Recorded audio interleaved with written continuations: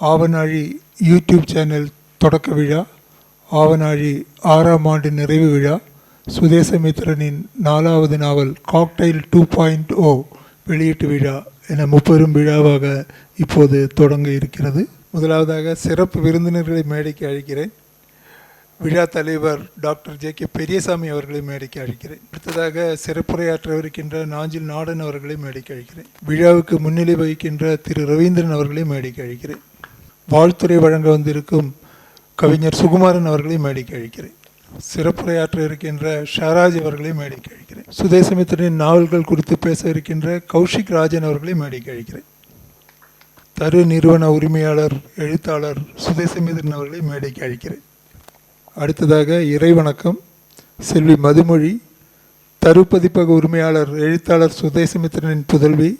முறையாக கர்நாடக இசை பயின்று வரும் இவர் ஓவியம் மற்றும் எழுத்து துறைகளிலும் ஆர்வம் கொண்டுள்ளார்.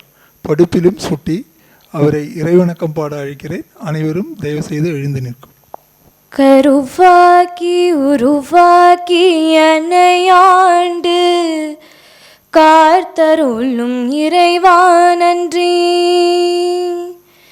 எங்கும் நிறைந்தோனே எல்லை இல்லாதானே, எங்கேயும் எப்போதும் என் குலம் காப்பவனே.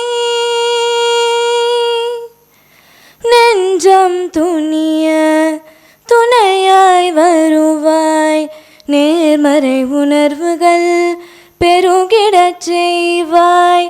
உடலில் உறுதியை பெரிதாய் தருவாய், உனையுணரும் அறிவை என்னுள் அருள்வாய்.